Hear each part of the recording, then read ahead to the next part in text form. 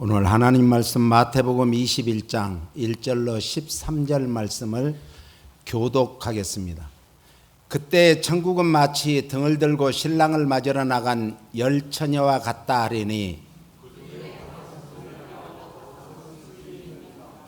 미련한 자들은 등을 가지되 기름을 가지지 아니하고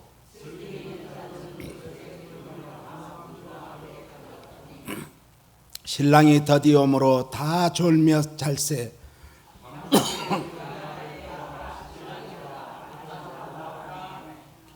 이에 그 처녀들이 다 일어나 등을 준비할세.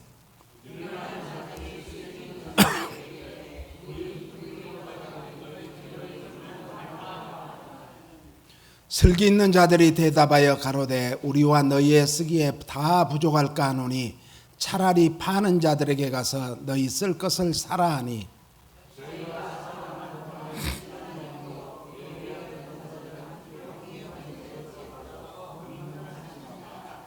그 후에 남은 처녀들이 와서 가로되 주여 주여 우리에게 열어 주소서.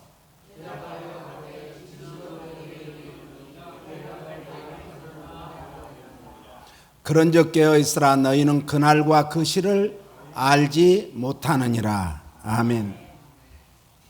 세상에서 어떤 일을 하든지 작은 일이든 큰 일이든 준비를 다 합니다.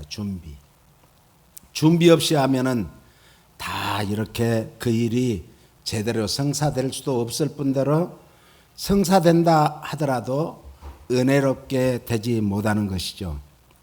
세상에서도 어떤 일을 그래서 하든지 먼저 그 준비를 하기 위해서 계획을 세웁니다. 이 계획을 세워야 되는데 그 계획이 거기에 또 부합되지 않으면 이제 잘못 결과가 나오게 되는 것이죠. 하물며 이제 혼인을 앞두고 있는 선남선녀는 더더욱 그렇습니다. 그래서 우리 애들도 결혼할 때 보니까 1년 전부터 준비를 다 해요. 그러면서 이제 막상 또 그날에 가면은 또 끝나고 나면 아쉬움들이 남습니다. 오늘 본문은 예수님께서 열 처녀 비유에 대한 내용의 말씀입니다. 열 처녀는 이제 신부의 들러리 역할을 위해서 결혼잔치에 초대된 신부들의 친구들을 가리킵니다. 고대 히브리인들의 혼인 절차 중에는 신부의 들러리들이 신랑을 기다리다가 혼인 잔치 이제 집으로 모시고 가게 되는 것이죠. 그래서 신랑과 그 일행을 인도하는 그런 풍습이 있었습니다.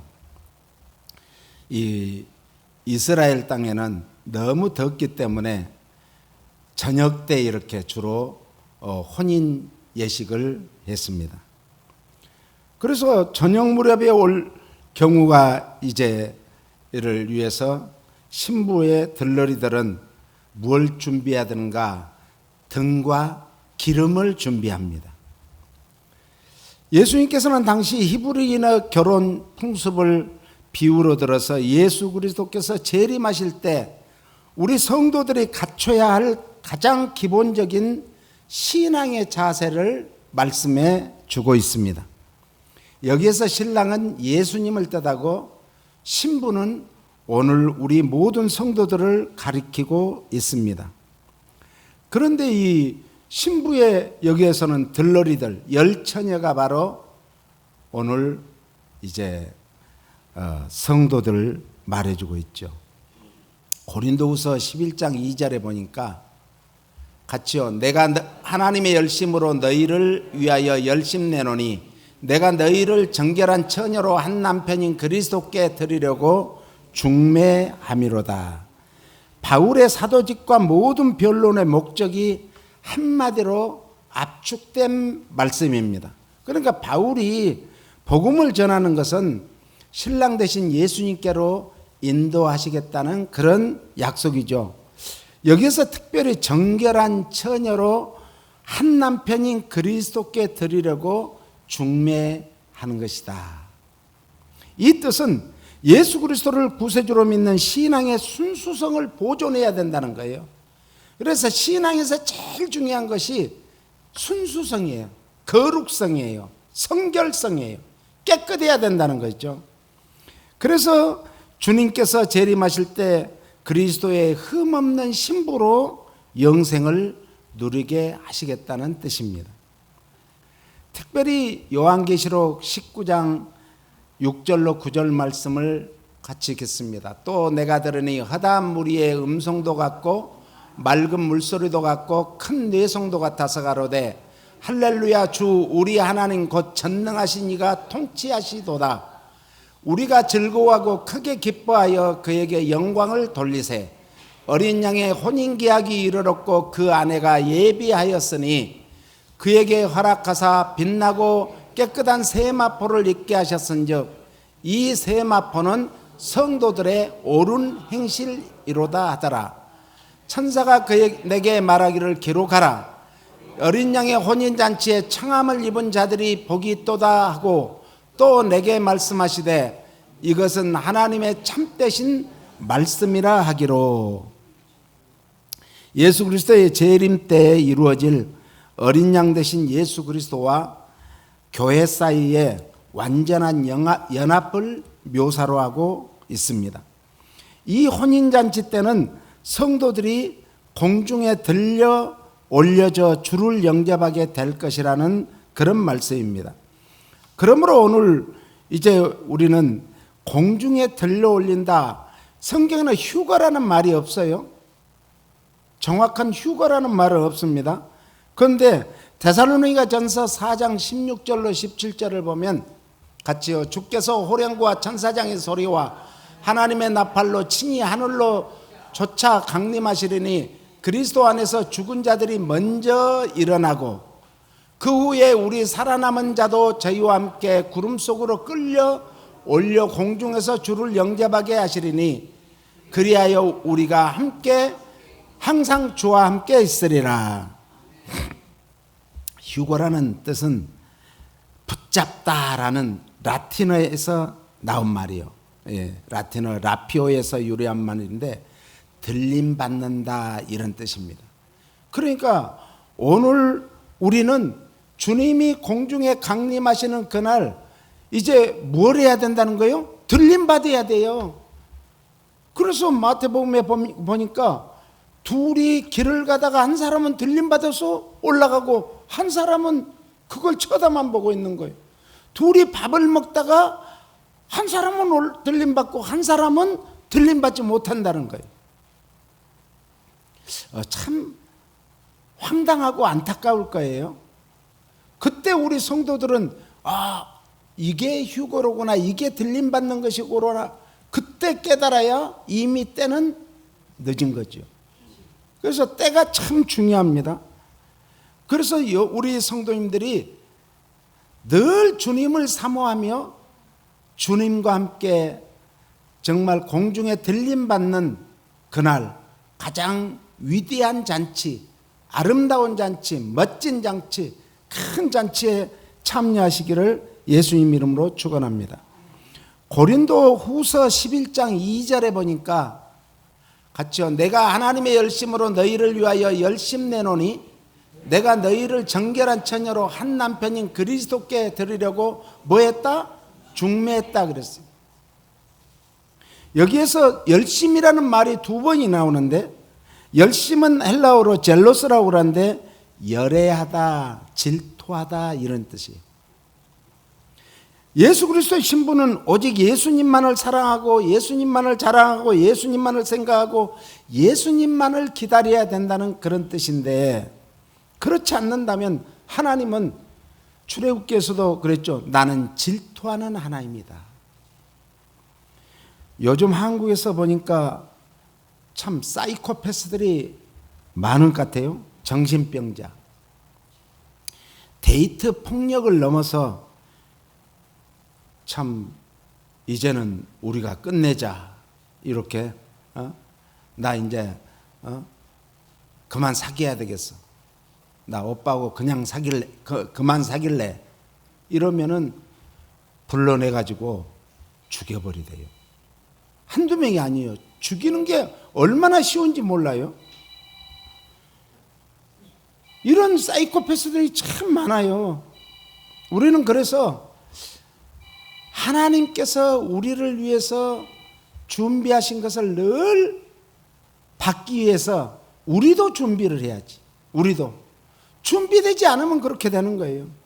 그러므로 하나님의 열심으로 하나님만을 사랑하고 신랑 되신 예수님만을 기다리시기를 예수님 이름으로 축원합니다. 기다려야 됩니다.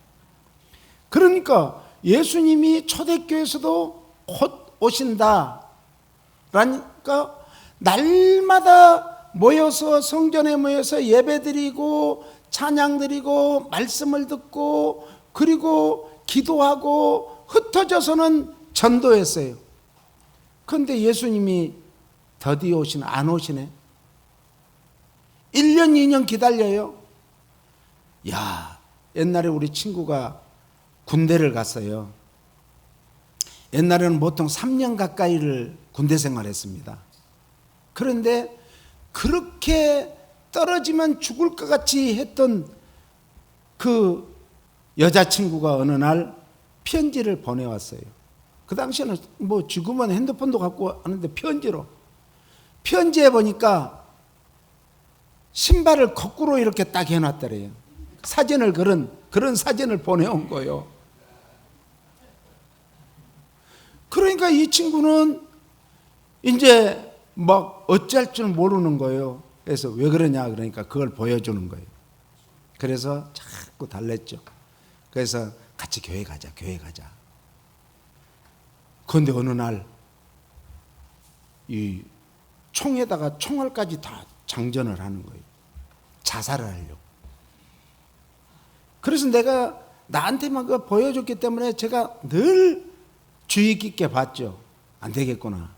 그리고 이제 선임하사가 상사한테, 주임 상사한테 얘기를 했어요. 제가 지금 이런 일이 있어가지고 자살을 하려고 한다. 총을 회수를 해가지고 총 주면 안 되겠다. 그랬어요. 그랬더니 진짜로 총알을 그 장전까지 해놨더래요. 기회만 되면 그러려고. 그래가지고 계속 같이 얘기하고 또 부대에서 저하고 이제 둘이 자꾸 시간을 갖게 만들고 힘든 일을 안 시키고 이렇게 했어요. 그래가지고 대민진료를 이제 몇 명 가라고 하는데 그 친구는 데리고 가면 안 되겠더라고. 그래서 저도 대민진료 안 갈게요. 그리고 이제 같이 부대에서 이렇게 얘기를 많이 하고 기도도 해주고 그랬더니 그 다음 주일날 교회를 나갔어요. 그래가지고 이 친구가요, 오직 의지할 때라고는 하나님밖에 없잖아요. 예? 그런데 이 말씀을 나도 모르게 해준 거예요. 우리는 다 신부다, 신부. 누구하고 결혼을 해야 되는가? 예수님과 결혼해야 된다. 그래가지고 이 친구가 결국은 예수님과 결혼해서 결혼도 안 하고 목회를 하더라고요. 아니 어떻게 결혼 안 하고 목회하냐 그러니까 나는 부교육자니까 괜찮아. 그래서 내가 몇 번 찾아다녔어요. 그런데 나중에는요, 야 진짜 훌륭한 목사님이 됐어요. 애들을 셋이나 낳았더라고요. 야 그래 참 우리가 얼마나 보람된 일이에요. 예수님을 알면은 내가 살 소망이 없다는 사람들이 새로운 소망이 일어나는 거예요. 믿음, 소망, 사랑 이 세 가지는 항상 있을 것인데 그 중에 으뜸은 뭐라고요? 사랑이에요. 옆 사람이 예수님 이름으로 당신을 사랑합니다. 당신을 축복합니다. 아멘. 그래서 이 더디 온다고 해서 안 오시는 게 아니에요. 그래서 초대교회 성도들이 다 흩어졌어요. 그랬는데 안 오시는 거예요. 자기들 살아생전에 오실 줄 알았는데 안 오셔. 지금도 우리 살아생전에 오실 줄 알고 우리는 믿지만 안 오실 수도 있어요. 언제 오실 줄은 주님도 모른다겠어. 아버지만 아신다. 그러니까 함부로 2단 3단에 빠지면 안 됩니다. 2단 3단들은 자기네 그 바운더리 안에 들어와야 뭐 한다고요? 구원을 받는다고 그래요. 다 거짓말이에요. 성경대로는 언제 오실 줄 모르니까 우리는 뭐하고 살면 된다? 준비하고 살면 돼. 준비. 누가 준비를 철저히 했는가에 따라서 달라지는 거예요. 이 정결한 처녀라는 것은, 그래서 신랑 대신 예수님 만나기 위해서 무엇보다도 신부는 가장 중요한 것이 정결이에요. 성결이에요. 이 거룩이에요. 거룩이랑 구별되었다 이런 뜻이거든요. 그러니까 전에는 같이 친구들하고 막 어울려서 뛰어다니다가도 이제 나는 약혼자가 있어. 결혼할 거야 하기로 했어. 이러면 그때부터는 정숙하게 친구들하고 놀러도 안 다니고 그걸 준비하는 것이죠. 그래서 이 거룩하고 정결하고 성결하게 가꾸고 지켜온 신부의 몸과 마음은 신랑에게 더 크고 소중한 선물, 이보다 더 큰 소중한 선물이 어디 있겠습니까? 돈으로도 그것은 환산할 수 없는, 값으로도 환상할 수 없는 그것이 바로 정결하고 성결하고 거룩하게 이제 신랑을 맞을 준비하는 거예요. 우리는 신랑 대신 예수 그리스도를 기쁘게 해드리기 위해서 오늘 우리 자신을 거룩하게 하기 위해서 이 거룩한 주의를 지키기 위해서 나오신 줄로 믿습니다. 그러므로 이제 세상에서 육신을 기쁘게 했던 것들을 자꾸 하나하나 끊어야 돼. 어제는 이제 제가 카톡을 이렇게 하는데 풀로 찼다고 계속 나와요. 그래서 이제 몇 개를 지우는데 다 지워져 버려요. 오늘 아침에도 우리 딸이 아빠 우리 여기 너무 트래픽이 심하니까 지금 10시 반경 돼야 도착할 것 같아. 그러고 그걸 그래 그러고 보냈는데 싹 지워져 버렸어. 왜 그런지는 모르겠어요. 왜? 세상 것 자꾸 지우라고 그러는 거야. 지우라고. 아, 하나님께서 세상 것을 지우라고 그러는구나. 예? 그러니까 여러분들이 카톡이 제가 안 가도 아, 세상 것 지우는 준비하니까 그러시는구나. 그렇게 이해해 주시기를 바랍니다. 세상에서는요, 제일 좋은 것이 뭔가 음란함과 악독함과 욕심이에요. 이것을 자꾸 지워야 돼요.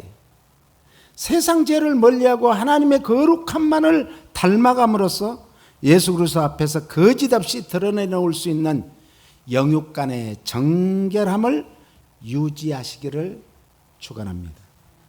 성경은 우상 숭배를 가장 극악무도한 음란이라고 말씀하고 있어요. 우상 숭배. 그래서 우리가 이 우상을 멀리하는가. 그런데 우상 중에 우상이요, 보이지 않는 거예요. 뭔 줄 알아요? 나, 내, 자기. 이 마귀가 제일 좋아하는 것이 나, 내요. 자기를, 그러니까 자기만을 사랑했던, 자기의 욕심만을 채우려고 했던 스크루지가 어느 날 주님을 믿고 만나 변화되잖아요. 확 변화돼. 그때까지는 다른 사람에게 줄 줄도 몰랐는데 주기 시작하잖아요. 주기 시작. 예? 오늘 우리는 다른 사람에게 안 주고 나만 위해서 쓰려고 하면은 그것 자체가 이 우상 숭배예요. 욕심이죠, 욕심. 남편과 아내의 결혼 생활이란 신실함과 변함없는 사랑이 요구됩니다. 그래서 마태복음 1장 18절로 20절 말씀해 보니까 예수 그리스도의 나심은 이러하니라. 그 모친 마리아가 요셉과 정혼하고 동거하기 전에 성령으로 잉태된 것이 나타났더니, 여기서 이 정혼, 오늘날 이 뭐예요? 이 약혼이라고 그러죠. 약혼. 그런데 오늘날로 말하면 오히려 결혼이 더 맞는 얘기예요. 왜 그러냐면 유대인들은 정혼 기간에는 부부간에 이 성관계도 안 했어요. 부부관계도 안 했어요. 그래서 오늘날 말하는 약혼보다 훨씬 더 나아간 것이죠. 그래서 엄숙한 관계를 가져야 되는데 간음으로 말미암지 않고는 파혼할 수도 없어요. 파혼할 수도 없어요. 19절 한번 읽어봐요. 그 남편 요셉은 의로운 사람이라 저를 드러내지 아니하고 가만히 끊고자 하여. 요셉은 의로운 사람이기 때문에 다른 사람의 허물을 막 들춰내는 게 아니라 사랑하는 그 마리아를, 지금 요셉이 말만 하면은 마리아는 광장으로 끌려나와서 돌멩이로 맞아 죽어야 되는 거예요. 그래서 가만히 끊고자 했는데 하나님께서는 요셉의 그 마음을 아시고 신중하고 온유한 성품의 이 요셉은 율법보다는 하나님의 말씀을 선택하게 되는 거죠. 그래서 이 온건한 방법이 뭔가, 율법은 돌로 쳐 죽여야 되는데 보다 온건한 방법인 이혼증서를 써주라는 거예요. 이혼증서를 써줘서 마리아나 자신이 큰 상처를 받지 않는 방법을 취하고 싶어 했던 것입니다. 그런데 20절에 보니까 이 일을 생각할 때 주의 사자가 현몽하여 가로되 다윗의 자손 요셉아, 내 아내 마리아 데려오기를 무서워 말라. 저에게 잉태된 자는 무엇으로 됐다? 성령으로 된 것이라. 야, 이게 믿어지는 것은 보통 믿음이 아니에요. 여러분들이 이 말씀이 믿어지십니까? 그러면 여러분들은 이미 큰 믿음을 가지고 계신 거예요. 네? 저는 어려서부터 교회 다니고 하는데 제일 안 믿어지는 게 하나님이 천지를 창조했다, 이건 믿어져. 그런데 마리아가 성령으로 남자를 모르고 잉태됐다, 안 믿어지더라. 그런데 제가 은혜를 받고 성령을 받고 나니까 아니 성령님은 누구예요? 하나님이세요. 무에서 유를 창조하시는 분이에요. 뭘 못하시겠어요? 그때 믿어지는 거예요. 그런데 여러분들은 저보다 훨씬 더 좋은 믿음을 가진 줄로 믿습니다. 옆 사람의 당신의 믿음은 반드시 구원받고 축복받고 하늘나라를 소유하는 복을 받은 줄 믿으시기 바랍니다. 아멘. 그래서 오늘 신부인 우리가 준비해야 될 것은 사랑과 믿음을 키워나가야 돼요. 사랑과 믿음. 신랑 되신 예수님과의 완전한 결합을 위해서 신부인 성도는 절대적인 신뢰와 사랑입니다. 그러므로 우리는 예수 그리스도와 혼인잔치를 기다리는 동안 예수 그리스도에 대한 변함없는 사랑과 신뢰를 유지하고 더욱더 자꾸 성숙시켜 나가야 될 줄로 믿습니다. 그래서 베드로전서 1장 7절 말씀에는 같이요, 너희 믿음의 시련이 불로 연단하여도 없어질 금보다 더 귀하여 예수 그리스도에 나타나실 때 칭찬과 영광과 존귀를 얻게 하려 함이라.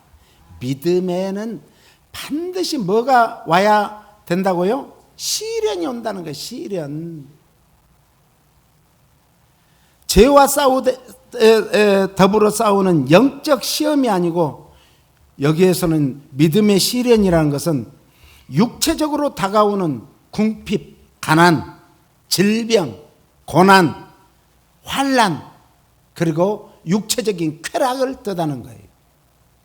오늘 그러니까 하나님의 사람은 사람을 기쁘게 하는 게 아니라 하나님을 기쁘게 하려고 하면 그것이 바로 하나님의 사람이에요. 다시 한번 옆 사람에게, 당신은 하나님의 사람이십니다. 그러므로 하나님만 기쁘게 하는 남은 여생을 사십시다. 아멘. 그래서 로마서 5장 3절로 5절에 보니까 같이 읽습니다. 다만 이뿐 아니라 우리가 환난 중에도 즐거워하나니 이는 환난은 인내는 연단은 소망을 이룬 줄 알미로다. 소망이 부끄럽게 아니하면 우리에게 주신 성령으로 말미암아 하나님의 사랑이 우리 마음에 부은 바 됨이니. 할렐루야. 그래서 성령을 우리는 사모하고 성령 받기를 힘쓰면 성령님은 하나님의 그 큰 사랑을 우리 안에 듬뿍 부어주셔서 우리가 무엇으로 바꿔요? 원수까지도 사랑할 수 있는 사랑의 사람이 되게 됩니다. 이것이 하나님의 성품이요.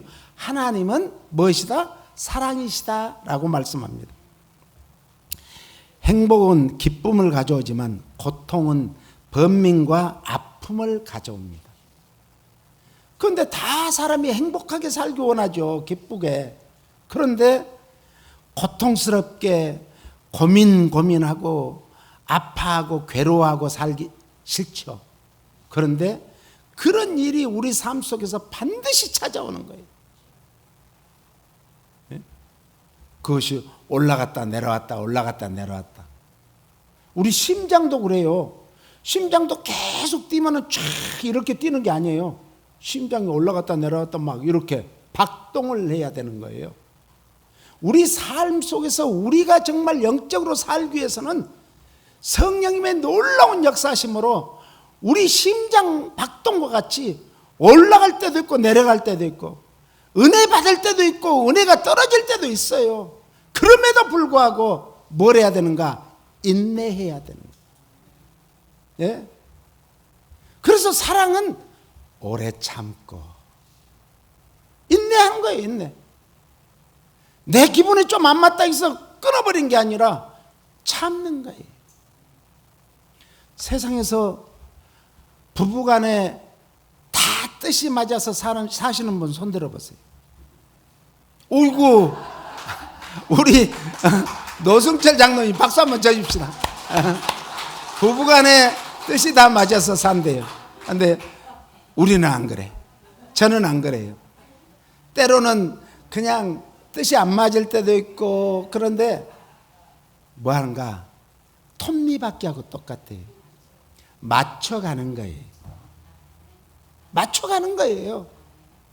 그냥 그게 똑같이 가면은 안 굴러가요. 맞춰가는 거예요. 상대가 좀 부족하면 내가 힘이 없으면 이끌어주고,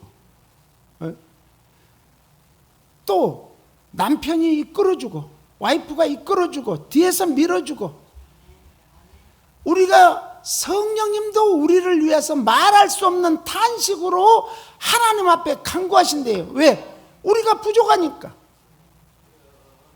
그래서 날마다 우리의 등 뒤에서 성령님은 우리를 자꾸 힘을 주고 능을 주고 권능을 주고 세임을 주고, 할렐루야, 그런 하나님이세요. 그분이 성령님이세요. 그래서 성도는 환난 중에도 기뻐할 줄 아는 비밀을 가진 자요. 뭘 가졌다고요? 어려움 속에서도 기쁨을 잃지 않을 비밀을 가진 자인데, 그건 뭔가? 기도하는 사람. 예. 기도가 쉬지 않으면 푹 그냥 꺼질 때도 있어요. 사람이 힘이 없을 때도 있어요. 그런데 기도하면은 다시 새 힘이 올라와. 생수예요, 생수. 이것이 바로 우리 성도들의 비밀이에요. 뭐가 비밀이라고요? 기도입니다. 기도. 어려워도 기도하고, 기뻐도 기도하고, 좋은 일 있어도 기도하고, 나쁜 일 있어도 기도하고. 기도하면은 반드시 승리합니다. 그러므로 환난의 진정한 가치는 성도가 인내와 연단을 통해서 더 큰 소망을 갖게 되는 데 있어요.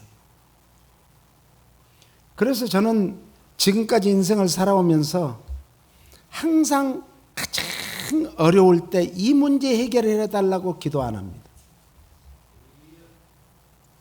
어떤 기도하는가? 더 큰 기도를 해요. 우리 이미숙 권사님 알죠? 더 큰 기도해야 돼. 제가 늘 강조하는 게 그거예요. 이 문제가 터졌으면 이보다 더 큰 기도하면, 이거는 거기에 파묻혀 가지고 다 덮어버려요. 더 큰 기도. 신부가 그러면 준비할 것은 뭘까? 아름다움입니다. 야, 결혼식장에 가서 안 예쁜 신부 봤어요? 없어요. 다 예뻐. 옛날에 정말 동양에서 제일 예쁘다는 우리 정윤이 있죠? 그 영화배우. 예? 한 번은 그 유튜브를 보는데 정윤이가 나와서 보니까는, 야, 그 아름다움도 가져. 예? 나이에 장사가 없고 장사가 없어요. 신부 때 다 아름다웠잖아요. 김태신 권사님도 얼마나 예뻤겠어요. 다 예뻤을 거예요. 그런데 연세가 지금 우리 김태신 권사님이 93세인가요? 그런데 지금도 꼿꼿하잖아요. 그래도. 예? 아, 꼿꼿해요. 예. 나는 우리 이 유수경 사모님이 여기 어디 윌셔 감리교에서, 와, 앞에 나와서 그때 합창대 했죠? 합창대 할 때 독창을 하는데요. 야, 떨려라 하는데 진짜 떨리더라고. 예? 그런데 우리 유승영 사모님도 지금 90이 넘었잖아요. 그러니까 나이에는 장사가 없는 거예요. 예? 아름다움 그 모습이, 그러니까 신랑은 언제를 생각해야 되는가? 결혼할 때 아름다운 그 모습에 신부를, 와이프를 생각해 봐야 돼. 예? 우리 집사람도 옛날에 허리가 개미허리, 예? 정말 날씬했어요. 그런데 이제는 허리가 이러잖아요. 그래요. 그래서 내가 일부러 그 옛날 사진을 몇 장을 보내주고, 카톡으로 또 이렇게 우리 냉장고에다 또 붙여놓고 그랬어요. 결혼을 앞둔 신부는 자신을 보다 더 아름답게 꾸미기 위해서 얼마나 노력해요. 예? 어떤 신부 얘기 들으면 밥도 안 먹은대요. 왜? 날씬하게 보이려고. 이 면사포를 입을 때 날씬하게 보이려고. 왜냐하면 영원한 반려자가 될 신랑에게 보다 아름답고 멋지게 보이기 위함인 것인 줄 믿습니다. 영광된 혼인 예식의 주인공이 누군가? 이 결혼할 때, 제가 주례할 때는 꼭 그래요. 오늘의 주인공은 신부다. 신부의 날이에요. 결혼하는 날은. 그러니까 신부가 하자는 대로 해야 돼. 하자는 대로. 그런데 그것이 이제 만연돼 가지고 살면서 계속 신부가 하자는 대로 하면 안 되죠. 하자는 대로 하자가면 안 돼. 그때부터는 신부는 뭘 하면 되는가? 남편을 어떻게 해요? 잘 북돋아줘야 돼. 예? 그 남편은 뭐에 사는가? 이것에 사는 거거든요. 그러니까 당신이 최고의 일하면 그냥 진짜로 그런 줄 알고 세상을 그냥 다 갖다 주고 싶어. 그런데 맨날 뜩뜩 바가지나 긁으면은 호주머니 속에 들어갔다가 빈손만 꺼내. 안 줘. 주기가 싫어. 예. 오늘 그래서 이제 영광된 우리 신부로서의 주인공으로서의 손색이 없도록 늘 우리 신앙을 점검해야 될 줄로 믿습니다. 그러면 신랑 되신 예수님께서는 예비 신부의 육체적인 아름다움보다는 영적인 아름다운 모습을 보기를 원해요. 그래서 제일 큰 아름다움은 제일 큰 믿음을 소유한 자다. 그래서 믿음을 키워나가야 될 줄로 믿습니다. 그래서 이제 성도의 영적 아름다움을 그러면 어떻게 가꿀 것인가? 바로 영적인 아름다움은 여호와를 경외하는 데부터 비롯된다. 그래서 잠언 31장 30절에는 같이요. 고운 것도 거짓되고 아름다운 것도 헛되나 오직 여호와를 경외하는 여자는 칭찬을 받으리라. 여호와를 경외한다는 것은 무엇이죠? 경외란 뜻은 두려워서 떤다, 공포심에서 떠는 것이 아니라 존경하는 마음에서 설렌다, 이런 말이에요. 오늘 우리가 주님 만날 그날을 생각하면서 내가 과연 주님 앞에서 공포 속에서 떨어야 될 것인가, 아니면 주님 앞에 당당히 서서 주님의 신부로서 신랑을 당당히 맞이할 수 있는 그런 존경하는 마음에 가질 것인가, 둘 중에 하나를 택하시기 바랍니다. 그러므로 주님을 경외하는 마음이야말로 예비 신부의 삶은 하나님 절대 주권을 인정해야 되는 거예요. 하나님을 전적으로 믿고 의지하며 순종하는 삶의 자세임을 믿으시기를 바랍니다. 우리는 신랑 되신 예수 그리스도께서 오시는 그날까지 주를 경외하며 모든 경건과 의로움에 힘쓰시기를 바랍니다. 그리고 맡겨진 일에 충성함으로 아름다운 신부로서 잘했다 칭찬받는 아름다운 신부가 되시기를 예수님 이름으로 축복합니다. 그렇습니다. 주님, 우리는 아름다운 예수님의 신부로서의 이 땅에서 가장 갖춰야 될 것은 바로 하나님을 경외하는 마음입니다. 그 경외하는 마음으로 오늘 또 승리하는 저희들 되게 하여 주시고, 그 경외하는 마음이 가장 큰 믿음으로 나타나게 하여 주시옵소서. 예수님 이름으로 기도합니다. 아멘.